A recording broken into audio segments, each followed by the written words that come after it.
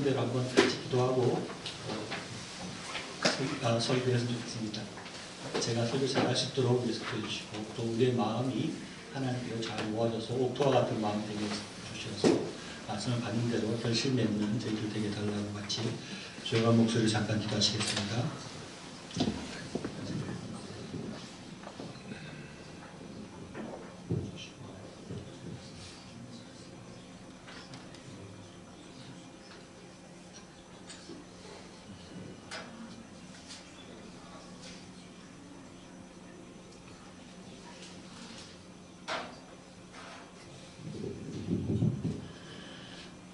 하나님 아버지, 부족한 자가 말씀을 증거합니다. 부족한 모습 가려 주시고 주의 성령께서 온전히 말씀하여 주심으로 우리가 하나님의 음성을 듣게 하여 주시옵소서. 우리가 하나님의 말씀을 들을 때 그냥 머리로서만 생각하고 마는 것이 아니라 말씀을 잘 실천함으로 참으로 하나님의 귀한 하나님 나라를 위해서 귀하게 쓰임받는 저희들 되게 해주시고 귀한 열매를 맺어드리는 저희들 되게 인도하여 주옵소서. 예수님의 이름으로 기도드렸습니다. 아멘. 저는 계속해서 마태복음을 읽어가고 있는데요. 지난번부터 산상수훈을 읽기 시작했습니다. 그 중에서도 팔복을 보기 시작을 했는데 팔복은 천국 백성의 삶의 원리를 말한다라고 했습니다. 또 천국과 하나님 나라는 결국은 같은 것이고 이 땅에 하나님 나라가 이미 시작되었고 우리가 그 하나님 나라 안에서 천국을 맛보며 살아가고 있다 그 말씀을 했습니다. 여러분, 천국은 과연 어떤 곳일까요? 여기서 말하는 천국은 이 땅 가운데 임한 천국 아니고 하늘나라에 가서 갈 때 천국이 과연 어떻게 생겼을까요? 상상할 수 없이 좋은 곳일 것이다. 모든 사람들이 생각은 하지만 실제로 천국이 어떻게 생겼는지를 상상해내고 그걸 그리고 말하기는 굉장히 어려운 문제입니다. 우리가 계시록 말씀이나 이렇게 성경 말씀을 통해서 조금 유추해 볼 수가 있는데요. 계시록 21절 말씀 보면 그 12문은 12진주니 각 문마다 한 개의 진주로 되어 있고 성의 길은 맑은 유리 같은 점검이더라 이렇게 되어 있습니다. 그래서 이 말씀을 보고 어떤 분들은 이 말씀을 그대로 이제 생각을 하는 겁니다. 그래서 천국의 그 길은 이 점검과 같은 맑은 점검과 같이 되어 있을 거다. 성이 이제 보석으로 되어지니까 집들도 아마 금으로 되어 있고 문 손잡이는 진주로 되어 있고 휘황찬란한 이렇게 보석과 그런 것들로 다 되어 있을 것이다 이렇게 생각하는 사람들이 있습니다. 또 어떤 사람들은 그렇지는 않을 거다. 그거는 천국이 우리가 천국을 봤다 그래도 우리 말로 설명할 수도 없고 이 세상의 것으로 뭐 이렇게 비교해서 말할 수 없으니까 가장 좋은 금이나 보석으로 이야기하지 않았겠느냐. 그렇지 않을 거다 이렇게 이야기하는 사람들이 들도 있습니다. 근데 제가 생각을 해보니까 최소한 우리가 생각하는 금으로 도로가 되어 있지는 않겠다는 생각을 합니다. 만약에 전문과 같이 이렇게 깨끗한 금으로 도로가 되어 있다 그러면은 미끄러서 넘어져서 다치는 사람들이 굉장히 많을 거예요. 얼마나 미끄럽겠습니까? 미끄러지면 또 얼마나 딱딱해요. 넘어지면 다치고 그러니까 천국이 뭐 그렇게는 안 되겠다. 우리가 생각하는 금이랑 좀 다른 금이 아니겠냐. 설마 금이랑 금으로 되어 있다면 생각이 듭니다. 우리가 천국에 대해서 생각을 해보지만 진짜 천국이 어떻게 되어 있는지 참 알 수가 없는 것이죠. 뭐 제가 미끄러져서 넘어지면 다친다고 했지만 천국에 갔을 때 몸이 지금 이런 몸일지 아닐지도 우리는 잘 모르지 않습니까? 그래서 우리가 천국이 어떻게 생겼을까 말을 생각해 볼 수 있고 뭐 영화 같은 거 보면 이렇게 그리기도 하지만 실제로는 우리가 참 알기가 어려운 것입니다.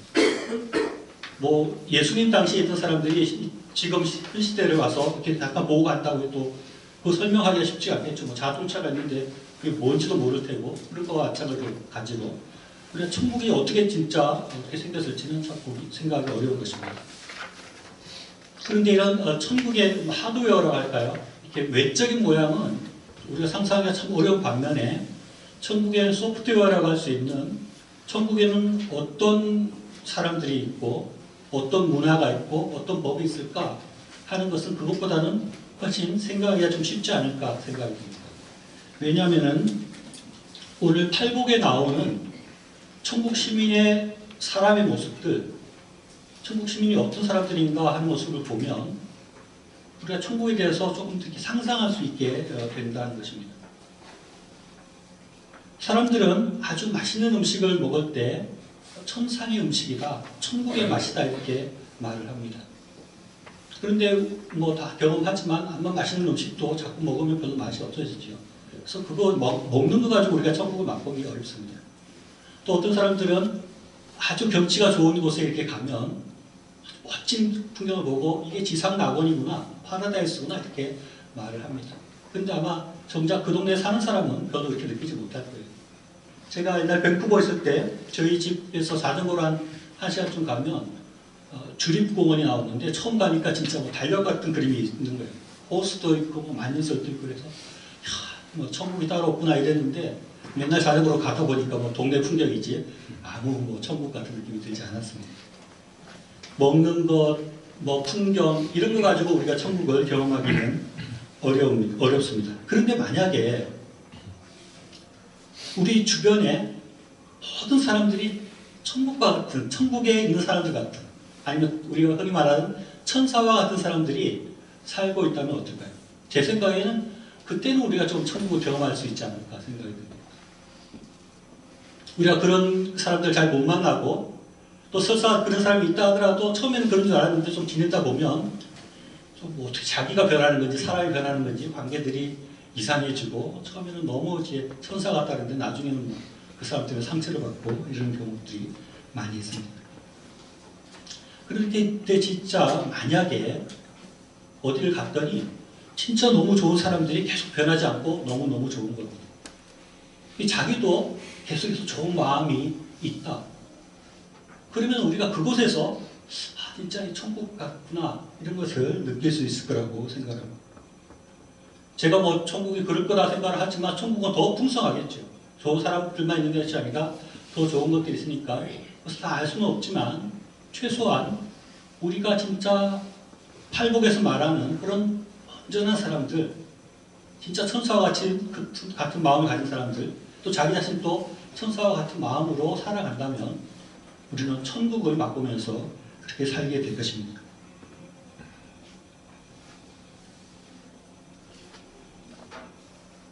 제가 이 설교를 준비하면서 팔복에 나오는 그 말씀들을 묵상하면서 진짜 이런 마음들을 가지고 있는 사람이라면 천국의 사람들이 아닐까. 그런 사람들과 함께 내가 산다면 또 나도 그런 마음이 된다면 나는 진짜 천국을 경험할 수 있겠구나 그런 생각이 들었습니다. 사실 나라가 어떤 나라인가 라고 말을 할 때 그 나라에서 음식을 뭘 먹느냐, 그 나라 풍경이 어떠한가 그런 것은 그렇게 중요하지 않습니다. 그 나라에 어떤 사람들이 살고 있느냐가 그 나라를 규정하는 것입니다.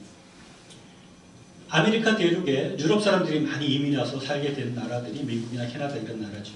근데 그런 나라 가보면 그 나라가 원래 아메리카 대륙에 살던 원주민의 문화가 되는 것이 아니라 그런 나라가 되는 것이 아니라 유럽 문화가 다 들어오고 유럽 사람처럼 그 나라가 되는 것을 볼 수 있습니다. 만약에 천국 백성 같은 사람들이 다 모여 산다면은 그런 마음을 가진 사람들만 모여 있다면은 그 지역이 비록 하늘나라가 아니라 할지라도 우리는 충분히 천국을 경험하면서 맛보면서 살 수 있을 것입니다. 지난번 팔복을 하면서 두 가지를 살펴보았습니다. 먼저는 심령이 가난한 자이고 둘째는 애통하는 자였습니다. 지극히 낮은 자신의 모습을 알고 자신의 참담함을 회개하고 애통하는 자라고 했습니다. 사람들은 대부분 교만하고 자기가 의롭다고 생각하는 사람들과 함께 있을 때 상처를 받기 쉽습니다. 그리고 자신이 전혀 잘못한 것이 없다고 생각하는 사람, 잘못했음에도 불구하고 잘못하지 않았다고 하는 사람들 옆에 있을 때 우리는 불쾌감을 느끼고 상처를 받고 기분이 상하게 되는 것입니다. 그런데 진정으로 심령이 가난해서 자기의 죄에 대해서 회개하고 통회하고 나는 참 보잘것없는 사람입니다. 나는 죄를 받아서 하나님 앞에 벌을 받아야 마땅한 사람입니다. 나는 참 죄가 많은 사람입니다. 이렇게 애통하며 심령이 가난해져 있는 사람들을 만날 때는 우리는 그들을 그렇게 불쾌감을 느끼는 것이 아니라 오히려 동정이 생기고 그를 사랑하는 마음이 생기는 것입니다. 진정으로 예수님이 말씀하시는 천국 시민의 모습을 가진 사람, 그런 사람들이 우리가 될 때, 그런 교회가 우리 안에 이루어진다면 우리는 천국을 맛보면서 살게 될 것입니다. 오늘 읽은 본문에는 팔복에서 세 번째, 네 번째, 다섯 번째 복받는 사람이 소개되고 있습니다. 심령이 가난한 자와 애통하는 자에 이어서 말씀하시는 사람은 온유한 자입니다. 9절 말씀 보면 온유한 자는 복이 있나니 그들이 땅을 기업으로 받을 것이니요 라고 말을 했습니다. 지난번에도 말씀드렸지만 이 팔복에 나오는 사람들은 따로따로 이렇게 구별된 사람이 아니라 다 연결된 사람이라고 했습니다. 천국에서 온유한 사람이 족줄 쓰시고 마음이 가난한 사람이 족줄 쓰시고 뭐 이렇게 되는 것이 아니라는 것입니다. 다 그 사람이 그 사람이죠. 심령이 가난한 사람이 애통하는 사람이고 심령이 가난하고 애통하니까 또 온유한 사람이고 같은 사람이라는 것입니다. 자세히 생각해보면 그것은 너무나 당연한 일입니다. 심령이 가난하고 애통하고 있는데 어떻게 온유해지지 않을 수 있겠습니까? 그런 사람이 어떻게 다른 사람한테 강박하게 하고 무례하고 그렇게 할 수 없는 것입니다. 내 자신을 돌아볼 때 진짜 나는 죄가 많은 사람이다. 나는 주님의 은혜가 없이는 살 수 없는 사람이다. 자기 자신을 돌아보고 회개하고 애통하고 있는 사람이 다른 사람을 욕하거나 다른 사람에게 무례하게 하거나 다른 사람을 무시하거나 이렇게 할 수 없는 것입니다. 자기 자신의 죄를 깊이 생각하고 지극히 낮아지는 사람은 그의 마음이 부드러워질 수밖에 없는 것입니다. 다른 사람을 이렇게 군림하거나 지시하려는 것이 아니라 나같이 부족한 사람은 다른 사람을 섬겨야겠다. 누가 뭐라고 한마디 하더라도 그렇지, 나는 죄가 많은 사람이지 라고 이렇게 받아들이게 될 것입니다. 그러니 당연히 온유해질 수밖에 없는 것입니다. 온유한 사람이 어떤 사람인가 생각할 때 성경에서 아주 대표적으로 한 명을 지목하고 있습니다. 누구일까요? 하율이같이 이렇게 어린애들을 데리고 이런 질문을 하면은 좀 문제를 많이 풀어본 아이들은 누군가요? 그러면 하나님 먼저 그럽니다. 아닌데 그러면 예수님 이렇게 하거든요. 대부분도 맞아요. 누가 제일 온유하냐 그러면 예수님이 제일 온유하시죠. 근데 이 그림 문제 낼 때는 예수님을 빼고 이야기합니다. 성경에서 특별히 온유한 사람이라고 한 사람이 있는데 그 사람은 모세입니다. 민수기 12장 3절 말씀 보면 이 사람 모세는 온유함이 지면의 모든 사람보다 더하더라 라고 말씀하고 있습니다. 모세의 온유함은 금송아지 사건에서 두드러지게 나타납니다. 이스라엘 백성들이 광야에서 모세가 십계명을 받으러 산에 올라간 사이에 금송아지를 만들어 놓고 우상 숭배를 하는 죄를 범하게 됩니다. 하나님께서 그때 아주 크게 진노하십니다. 출애굽기 32장 9절로 10절 말씀 보면 여호와께서 또 모세에게 이르시되 내가 이 백성을 보니 목이 뻣뻣한 백성이로다. 그런즉 내가 하는 대로 두라. 내가 그들에게 진노하여 그들을 진멸하고 너를 큰 나라가 되게 하리라. 이렇게 말씀합니다. 그렇게 말씀했을 때 모세는 간절하게 하나님 앞에 기도하면서 그렇게 이스라엘을 벌하지 말아달라고 중보 기도를 합니다. 그런데 사실은 이 말씀은 모세 개인적으로 보면 굉장히 좋은 조건의 하나님의 제안이었습니다. 왜냐하면 광야 당시에 이스라엘 백성들이 모세를 그렇게 존경하거나 사랑하지 않았습니다. 틈만 나면 모세를 대적하고 비난했고 물이 없다고 원망하고 또 모세는 그 백성들이 혹시 돌을 던지지 않을까 염려해야 되는 그런 상황이고 그런 관계였습니다. 그런데 하나님께서 그런 모든 백성들을 한 번에 다 없애버리고 모세를 통해서 새로운 큰 민족, 보통 민족도 아니라 큰 민족을 만들어주겠다고 하니 얼마나 좋은 조건이겠습니까? 저 같으면 하나님 그러지 마시죠. 한 번쯤 거절했다가 저는 그러시면 할 수 없습니다. 그렇게 하시죠. 이렇게 했을지도 모르겠습니다. 하나님 말씀 보니까 진짜 저 사람들 나쁜 사람들 같아요. 딱수가 놀았습니다. 없애버리고 우리 새로 한번 만들어야지. 그게 좋겠습니다. 이렇게 말했을지 모릅니다. 그러나 모세는 그렇지 않았습니다. 출애굽기 32장 31절로 32절 말씀 보면 모세가 여호와께로 다시 나아가 여짜오되 슬프도소이다. 이 백성이 자기들을 위하여 금신을 만들었사오니 큰 죄를 범하였나이다. 그러나 이제 그들의 죄를 사하시옵소서. 그렇지 아니하시면 원컨대 주께서 기록하신 책에서 내 이름을 지워버려 주옵소서라고 말합니다. 모세는 자기에게 틈만 나면 대적을 하고 또 자기에게 돌을 던지려고 하는 그런 백성을 향해서 꼭 좋은 감정만 있지는 않았을 것입니다. 뭐 십계명 받으려고 산에 갔다 올라오니까 금송아지에 절하고 있는 우상 숭배하고 있는 백성을 보니까 화도 많이 났고 아주 미운 감정도 있었을 것입니다. 그럼에도 불구하고 모세는 자기가 생명책에서 지워질 것을 걸고 하나님 앞에 그들을 용서해달라고 부탁하고 중보하는 것입니다. 이것이 온유한 마음인 것입니다. 나의 마음 가운데는 화가 있고 그 사람들은 미움이 있다 할지라도 그럼에도 불구하고 그 사람을 위해서 중보할 수 있는 마음, 그것이 온유함입니다. 이 온유한 것과 그냥 성격 좋은 것과 마음 착한 것 이런 것과는 좀 다릅니다. 성격 좋거나 마음이 착하거나 이런 것은 어떻게 보면 타고난 사람들이 있죠. 타고난 사람이 화를 좀 잘 안 내는 사람들도 있는데 이런 것을 이야기하는 것이 아닙니다. 이것은 타고난 어떤 그런 것이 아니라 오래 참고 적극적으로 사랑을 실천하는 자, 그런 자를 온유한 자라고 합니다. 잔인하고 격려한 것이 아니라 어떤 일에든지 오래 참고 사랑을 베푸는 자, 이런 사람이 온유한 사람입니다. 모세도 원래 천성적으로는 그렇게 착한 사람이거나 마음이 이렇게 부드러운 사람이 아니었습니다. 우리가 알다시피 그는 애굽에 있을 때 사람을 쳐 죽였습니다. 갑자기 화를 내서 쳐서 사람을 죽였던 사람입니다. 어떻게 보면 굉장히 다혈질적이고 욱하는 성격이 있고 불같은 성격이라고 할 수 있습니다. 그러나 모세가 하나님 앞에 연단될 때 그가 온유해진 것입니다. 그의 성격은 잘 안 변한다 그러죠. 아마 이런 기도를 할 때도 모세는 여전히 좀 다혈질적이고 욱하는 성격이 있었는지 모릅니다.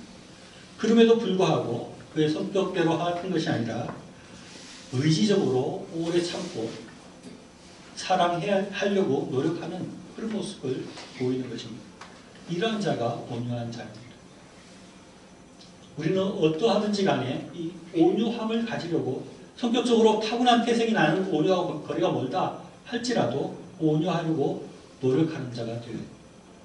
의지적으로 오래 참으려고 노력해야 되고 사랑하려고 노력해야 합니다. 그런 자에게 복이 있습니다. 온유한 자는 땅을 기업으로 받는다라고 말씀합니다. 세상적으로는 온유한 자가 별로 좋은 평가를 받지 못할 때가 많이 있습니다.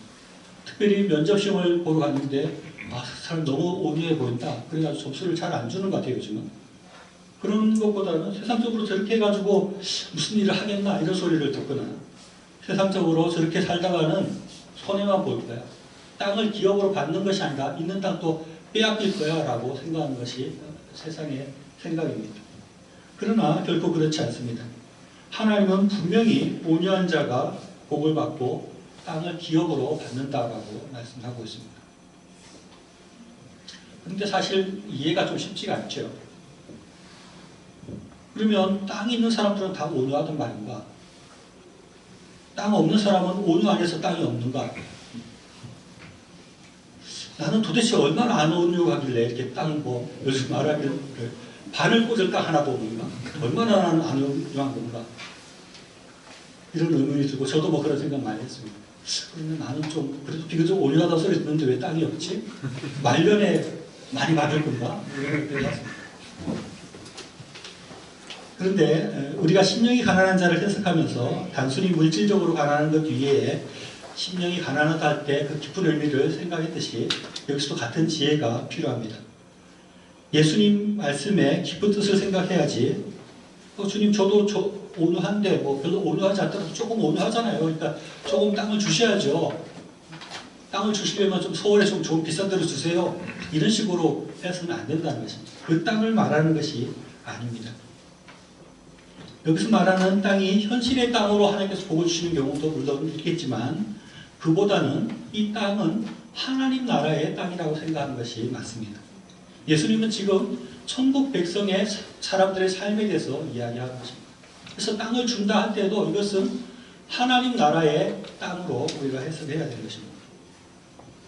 그래서 이 땅은 우리가 죽고 난 다음에 하늘나라에도 뭐 땅이 이렇게 중요할지 모르겠는데 하늘나라의 땅을 기업으로 받는다고 생각하거나 아니면 이 땅 가운데 이루어지고 있는 하나님 나라의 땅을 의미한다고 할 수 있습니다. 그런데 이 땅이 뭐 어느 동네에 있는 땅, 그런 땅이 아니라 예수님 당시에 이 땅이라는 것은 그 사람이 땅을 기업으로 받는다는 것은 그 땅에서 농사를 짓는 것을 이야기하고 그 땅을 기반으로 살아가는 것을 이야기하고 그 사람의 인생이 그 땅을 통해서 일을 하는 것을 의미하는 것입니다. 그렇기 때문에 이 하나님 나라의 땅이라는 것은 우리가 하나님 나라를 확장해 나가는 그런 사람으로서 하나님 나라 일꾼으로서 이 땅 가운데 살아가는데 그 기업을 주겠다는 겁니다. 그 일들을 주시겠다는 것입니다. 하나님의 일을 할 수 있도록 온유한 자에게 그 일들을 할 수 있는 터전을 주시겠다는 의미로 해석해야 하는 것입니다. 그렇게 이야기하면 그게 뭐야? 일을 준다고? 복으로 또 일거리를 준다고? 그게 무슨 복이야 할지 모르지만 세상적으로는 그게 복이 아닐지 모르지만 하나님 나라의 관점으로 볼 때는 그것은 아주 대단하고 큰 복입니다. 우리가 이 땅 가운데 하나님 나라의 일을 할 수 있는 사역을 받는다는 것, 그 일을 열심히 할 때 천국의 큰 상급이 쌓여지게 됩니다. 하나님의 일을 할 때 하나님께서 같이 해주시고 동행해 주시고 인도해 주시니까 그 복을 이 세상의 복과 비교할 수 없는 큰 복을 받는 것이라고 할 수 있습니다. 온유한 자가 하나님 나라의 일을 이루어가는 것입니다. 온유한 자가 하나님 나라의 일을 함으로 천국의 상급을 쌓아가게 되는 것입니다. 우리에게 온유함이 있어서 이렇게 천국의 땅을 기업으로 받는 그런 은혜가 복이 있기를 바랍니다.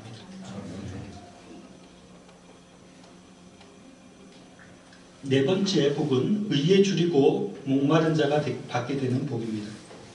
의로움에 대한 갈망이 있어야 한다는 것입니다. 의에 대한 줄이고 목마른 그 갈증과 갈망이 있어야 한다고 말씀하고 있는데 과연 이 의에 대한 갈증, 의 이것이 무엇을 말하는 것일까요? 어떤 사람은 사회적인 공의에 대한 열정으로 이 말씀을 해석한 사람들이 있습니다. 그래서 앞에 온유한 말씀과 대비해서 마음은 부드럽다 할지라도 이 사회의 정의에 대해서 아주 강력한 의지가 있어야 된다. 이렇게 해석을 합니다. 불의를 참지 못하고 분열이 일어나는 그런 의로움이 있어야 된다. 이렇게 해석을 합니다. 그렇게 하면 앞에 온유와 이 의로움 이것이 균형을 맞는 것이 아니냐 이렇게 하는데 이것은 여러 가지 면으로 볼 때 이런 해석은 잘못된 해석입니다. 의에 줄이고 목마르다 할 때 이 의는 디카이오 우네시라는 그런 헬라어인데 이것은 칭의, 하나님께서 우리를 의롭다 해주신다 할 때 그 의와 같이 사용되는 단어입니다. 그래서 이 의로움이라는 것은 다른 사람을 향한 의로움, 다른 사람에 대한 의로움이 아니라 자기 자신에 대한 의를 말을 하는 것입니다.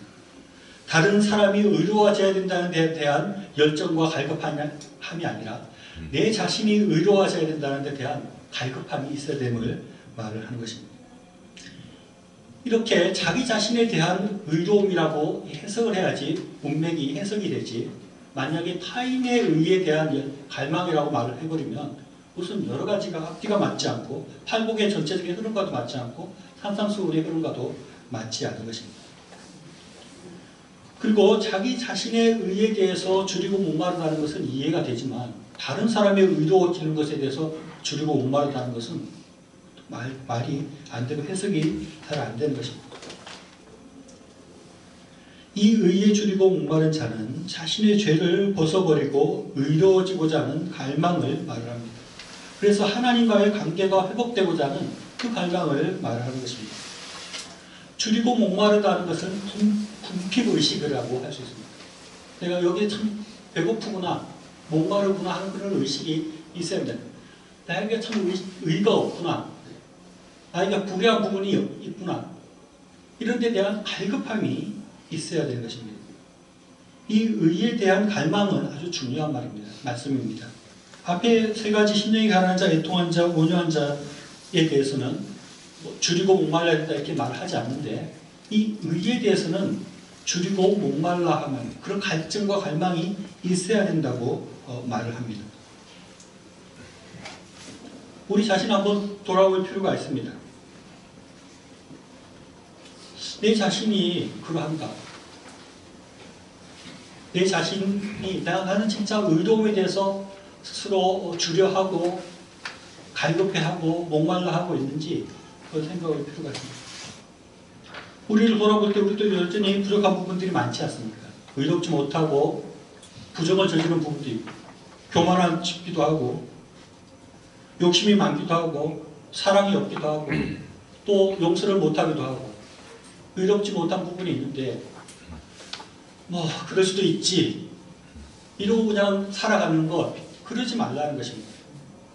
우리가 잘못하고 있는 부분에 대해서 이렇게 해서는 안 되는데 나는 왜 이렇게 의롭지 못할까? 나는 왜 여전히 죄 가운데 있을까? 그런 데 대한 갈증을 느끼고 그것을 해결하려고 하는 간절한 마음이 우리에게 있어야 하는 것입니다. 의에 줄이고 목마른 자는 그냥 그렇게 넘어가는 자가 아니라 그것을 붙들고 노력하고 온전해지기 위해서, 의로워지기 위해서, 하나님과의 관계가 회복되기 위해서 강한 목마름을 느끼고 강한 배고픔을 느끼고 그것들을 해결하려고 살아가는 사람. 나는 더 의로워지고 싶습니다. 라는 그런 갈증을 가지고 살아가야 하는 것입니다. 이러한 사람들에게 주어지는 복이 무엇입니까? 의에 줄이고 목마른 자는 배부를 것이다 라고 말을 하고 있습니다. 이 배부르다는 말씀도 문자적으로 해석하면 해석이 힘들어집니다. 의에 너무 줄이고 목말라 하는데 갑자기 배가 불러진다. 이게 뭐야 이게. 앞에서 말한 타인에 대한 갈망을 적용해보면 더 이상해지죠. 사회에 대한 불의에 대한 갈증이 있고 사회가 온전해지기 위해서 이렇게 애쓰는데 자기 배가 불러준다면 사회비 운동권인 거죠. 사회운동하는 사람인 것이죠. 그래서 이 배부름이라는 것도 육신적으로 배가 불러지거나 먹을 것이 생긴다거나 이렇게 해석을 하면 안 되는 것입니다. 이 말씀은 앞에서 우리가 배고파하는 것에 대한 배부름을 이야기합니다. 배고파하는 것이 무엇입니까? 의로워지고자 하는 것. 내가 간절히 의로워지고자 하는데 배고픔을 느낄 때 하나님께서 그것을 채워주시겠다는 것입니다. 그 말은 결국 우리를 의롭게 해주신다는 것입니다. 우리가 진짜 의로워지려고 노력한다면 그에 대한 갈증을 느낀다면 하나님께서는 우리를 의롭게 만들어주시는 것입니다. 앞에서 이 말씀이 칭의와 관계되는 말씀이라고 했죠. 칭의가 무엇입니까? 우리가 비록 여전히 좀 부족하지만 하나님께서 우리를 의롭다고 말을 해주는 것입니다. 마찬가지입니다. 우리가 의로워지고 싶다고 해서 금방 의로워지진 않죠. 아무리 기도하고 좀 노력을 해도 우리는 여전히 불의한 가운데 살아가는 것입니다. 그런데 하나님께서 그 모습을 보고 우리에게 복으로 우리를 의롭게 해주시는 것입니다. 우리를 의롭다고 말씀해 주시는 것입니다. 이것은 놀라운 은혜이고 복입니다. 우리가 의로워질 수 없는 사람에게 하나님께서 우리에게 의로움을 주신다는 것입니다. 여전히 좀 부족하고 연약하다 할지라도 우리가 의로움에 대한 갈증을 가지고 죄로부터 벗어나려고 하고 하나님께 더 가까이 가려고 할 때 하나님께서 우리를 죄에서부터 건져주시고 죄에서부터 해방해 주시고 하나님께로 가까이 갈 수 있도록 해주시는 것입니다. 다섯 번째 복은 긍휼히 여기는 자가 받는 복입니다. 이 긍휼이라는 말은 자비에서 온 말입니다. 이 말은 다른 사람의 죄를 용서한다는 의미와 고통당하고 핍박당하는 자를 동정한다는 의미가 있습니다. 긍휼과 관련해서 가장 많이 인용되는 예화 중에 하나는 차무스의 책 정오의 강풍에 나오는 얘기입니다. 이 책에 나오는 피오홈이라는 사람은 질병과 사업 실패로 시골로 귀향하게 됩니다. 어린 딸과 그 부인을 데리고 귀향을 하게 되는데 이웃에 아주 몰인정하게 생기고 아주 악한 그런 노인이 한 명 살고 있었는데 그가 키우는 개도 좀 악하고 굉장히 사납고 그랬습니다. 그래서 이 어린아이가 옆에 사니까 여러 번 가서 좀 조심해 주세요 이야기했는데 그 악한 노인은 그럴 때마다 오히려 뭐 조롱하고 비방하면서 이렇게 쫓아냈습니다. 그런데 불행히도 그 딸이 실제로 그 개한테 물려 죽게 됩니다. 그래서 그 비혼뿐만 아니라 동네 모든 사람들이 그 노인을 비방했습니다. 그래서 그 봄이 되었을 때 그가 이제 밭을 이렇게 다 갈아놓고 씨를 뿌리려고 하는데 아무도 그에게 종자 씨를 나누어주지 않는 것입니다. 이 노인은 지나가는 사람들마다 붙들고 저에게 씨를 좀 주세요라고 이렇게 구걸을 했습니다. 그것을 옆집에서 보고 있던 피어홀이 자기 밭에 뿌리려고 남겨두었던 종자씨 반을 그 악한 노인의 밭에 이렇게 뿌려주는 것입니다. 그래서 싹이 나중에 났는데 그 노인의 밭에는 파릇파릇하게 전부 개싹이 났는데 이 피어홀의 논에는 반밖에 싹이 나지 않고 반은 황폐한 가운데 남아있었다는 것입니다. 피어홀은 이 노인의 죄는 너무나 미웠지만 자신의 딸을 죽게 한 그 노인이었지만 그의 궁핍한 처지를 보고 그야말로 긍휼을 베풀어서 그에게 도움을 주었다는 것입니다. 이것이 긍휼이라고 할 수 있습니다. 그런데 여기는 이렇게 하면 이 성경 말씀에 조금 문제가 있습니다. 성경에는 문제가 없죠. 성경에는 문제가 없는데 우리한테 오해의 소지가 좀 있습니다. 성경을 자세히 다시 보면 긍휼히 여기는 자가 복이 있나니 그들이 긍휼히 여김을 받을 것이미요 라고 말씀하고 있습니다. 뭔가 좀 이상한 점이 느껴지십니까? 이 구절은 어떻게 보면 굉장히 조건적으로 아니면 시간적으로 이렇게 말하고 있는 것처럼 보입니다. 긍휼이라는 단어는 하나님과 인간과의 언약적 관계에서 발생하는 태도라는 의미를 가지고 있습니다.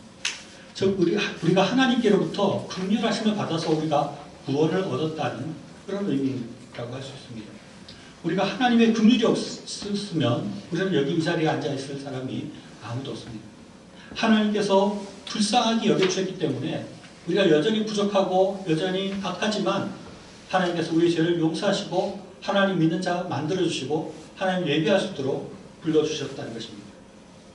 그런데 이 말씀을 잘못 보면 우리가 긍휼히 여겨야지만이 하나님의 긍휼을 받게 된다는 것입니다. 다시 말하면 이 피홈처럼 악한 노인의 밭에 자기의 귀중한 종자씨를 뿌려주지 않는다면 하나님의 긍휼을 못 받는다 하는 그런 논리가 될 수 있습니다. 여기 계신 여러분들 어떻습니까? 악한 이웃에게 종자씨 뿌려주고 다 이곳에 오셨습니다. 그렇지 않죠. 저를 봐도 그렇지 않은 것 같습니다. 그렇기 때문에 이 말씀은 이렇게 해석해서는 결코 안 되는 것입니다. 우리는 하나님의 긍휼이 없이는 이곳에 나올 수도 없는 사람인데 우리가 어떻게 해서 이곳에 나와 있는가? 그것은 우리가 먼저 긍휼을 베풀어서 이곳에 나와 있는 것이 아니라 우리가 하나님의 긍휼을 먼저 받았다는 것은 너무나 분명한 것입니다. 우리는 모두 하나님의 긍휼을 받은 사람들입니다. 먼저 하나님께서 마치 이 피오처럼 우리가 그 하나님의 아들을 죽게 한 그런 사람임에도 불구하고 하나님께서 긍휼을 베풀어 주셔서 우리에게 복을 주시고 우리에게 사랑을 주셔서 우리가 이곳에 올 수 있게 된 것입니다. 그런 은혜를 우리가 받았기 때문에 우리는 다른 사람에게 긍휼을 베풀 수 있게 된 것입니다. 우리의 힘으로는 긍휼을 베풀 수 없습니다. 우리가 어떻게 원수를 사랑할 수 있겠습니까? 우리가 어떻게 미워하는 사람을 사랑할 수 있겠습니까? 그러나 우리가 사랑할 수 있는 방법은 하나님께로부터 받은 긍휼을 생각하는 것입니다. 하나님께서 나같이 악한 사람을 긍휼히 여겨주시고 불쌍히 여겨주시고 사랑해 주셔서 하나뿐인 독생자를 주셨구나. 나도 긍휼해야 되겠다 이렇게 한 것입니다. 그렇기 때문에 이것은 시간적으로 우리가 먼저 긍휼히 여겨야지 하나님이 긍휼해 주신다는 것이 아니라 하나님의 긍휼을 우리가 생각하고 우리가 다른 사람을 긍휼히 여기게 될 때 또 하나님께서는 또 우리를 긍휼히 여겨주실 것입니다. 그 긍휼의 은혜를 또 받고 우리는 또 다른 사람을 긍휼히 여기고 그러면 또 하나님께서 더 많은 긍휼과 은혜를 우리에게 부어주시고 그렇게 된다는 거예요. 그렇기 때문에 긍휼이 은혜고 복이 될 수 있는 것입니다. 우리가 긍휼히 여길 때 우리 가운데 긍휼이 가득해지고 그 긍휼을 통해서 큰 복을 받아 누리게 되는 것입니다. 우리가 누군가를 긍휼히 여길 수 있다는 것은 얼마나 큰 복인지 모릅니다. 많은 사람들이 미움 때문에 자기 자신의 삶을 망치고 있는 사람들이 많이 있습니다. 미움이 해결되지 않아서 그 미움을 되갚아주고 싶어서 미워하는 사람들을 파괴하려고 어떻게 하지만 결국은 자신의 마음만 파괴되고 자신의 삶이 파괴되는 것입니다. 그러나 긍휼을 가진 사람, 긍휼의 복을 받은 사람은 비록 미운 사람이라 할지라도 그 사람을 긍휼히 여길 수 있게 되는 것입니다. 그 사람을 불쌍히 여기게 되는 것입니다. 우리가 누구를 용서할 때 가장 좋은 방법은 그것입니다. 너무 미운 사람이 있을 때 그 사람을 이해하려고 하면 참 이해가 힘들죠. 도대체 저 사람, 저 인간이 왜 저러는 거야? 그리고 누가 잘했는지 못했는지 따져가지고 용서가 결코 안 됩니다. 그러나 그 사람을 불쌍히 여기게 될 때 우리는 그 사람을 용서할 수 있게 됩니다. 용서하면 그 사람이 좋은 것이 아니라 자기 자신이 자기 마음이 편해지고 자기의 삶이 좋아지는 것입니다. 이런 긍휼을 우리가 가지게 되니 이것이 얼마나 큰 복이겠습니까? 긍휼히 여겨서 긍휼함을 받는 것, 이것이 참 귀한 것입니다. 말씀을 맺겠습니다. 팔복은 복에 대해서 말씀하고 있습니다. 그러나 성경은 우리가 생각하는 이 세속적인 복을 결코 이야기하지 않습니다. 이 세상의 복이 아닌 천국의 복을 말씀하고 있습니다. 어떻게 보면 이 땅 가운데 살아가는 복일 수도 있겠죠. 이 땅 가운데 이미 하나님 나라가 이루어지고 있으니 우리는 하나님 나라의 복을 받는 것입니다. 이 부분을 우리가 잘 생각할 필요가 있습니다. 아까 오전에도 우리 강의에서도 그런 얘기가 있었는데 우리가 어떻게 하면 돈을 많이 벌고 어떻게 하면 좀 더 잘 살고 어떻게 하면 더 출세할까 이런 것 때문에 하나님께 나와서 간구하고 하지만 정작 하나님은 그런 것에 대해서는 기본적으로 별로 관심이 없습니다. 하나님께서 주시고자 하는 복은 그런 세상적인 복이 아니라 천국의 복을 주시기를 원하시는 것입니다. 어떻게 하면 천국의 기쁨을 누리는 사람이 될 것인가를 말하고 어떻게 하면 하나님 나라의 사역을 잘 할 것인가 하는 것에 관한 복을 말하고 어떻게 하면 하나님의 위로와 긍휼함을 입을 수 있을 것인가에 대해서 말씀하는 것이 성경이고 그것이 하나님의 관심인 것입니다. 성경에서 세상적인 복을 찾고자 한다면 진짜 번지수를 잘못 찾은 것이라고 할 수 있습니다. 하나님께서는 우리가 더 많은 물질을 가지는 것, 더 많은 권력을 가지는 것, 그런 것은 전혀 하나님께는 중요한 문제가 아닙니다. 하나님은 하늘의 복을 주시기를 원하고 계십니다. 하나님은 하나님 나라의 복을 우리에게 주기를 원하고 있는 것입니다. 하나님께서 하나님 나라의 복을 주시다 보면 어떤 사람의 경우는 물질적 복도 많이 받을 수 있겠죠. 권력이 높아질 수도 있겠죠. 그러나 그것이 하나님의 목적은 아니라는 것입니다. 하나님께서는 정말 고귀한 것을 주시기를 원하고 계십니다. 이 세상에 돈을 좀 더 많이 가지는 것, 땅을 더 많이 가지는 것, 이런 것이 전혀 고귀한 것이 아닙니다. 하늘나라의 복을 가지는 것이 정말 귀중한 것이고 그것이 정말 좋은 것입니다. 하나님께서는 그것을 우리에게 주기를 원하고 있는 것입니다. 진정한 하나님의 복, 하나님 나라의 복, 긍휼함을 얻는 복입니다. 의가 채워지는 복입니다. 하나님의 일을 하게 되는 복입니다. 이런 복을 받을 때 세상 사람들이 물질과 다른 것을 얻으려고 하는 그러나 얻을 수 없는 참된 복을 받게 되는 것입니다. 천국을 맛보며 살아가게 되는 것입니다. 천국의 기쁨을 누리게 되는 것입니다. 천국의 풍성함을 누리며 살 수 있게 되는 것입니다. 이런 천국의 복을 사모하여서 온유하고 의에 줄이고 목말라 하며 긍휼히 여기는 사람이 되어서 천국의 복이 가득한 저희의 삶이 될 수 있기를 간절히 바랍니다. 기도하겠습니다. 하나님 아버지, 오늘도 주님께서 저희를 사랑하여 주시어서 하늘나라의 귀중한 복을 받는 비결들을 말씀해 주시니 감사드립니다. 아버지 하나님, 참 우리가 더욱더 천국의 복을 사모하게 하여 주시옵소서. 더 온유하게 하여 주시고 내 자신의 의로움을 위해서 줄이고 목말라 하게 하여 주시고 참으로 많은 사람들에게, 이웃 사람들에게 오래 참고 사랑하며 긍휼히 여기는 사람의 모습을 나타내게 하여 주시옵소서. 하나님의 풍성한 복을 받아 누리게 하여 주옵소서. 천국을 맛보며 살아가는 저희들 되게 은혜를 주시옵소서. 감사드리며 예수님의 이름으로 기도드렸습니다. 아멘.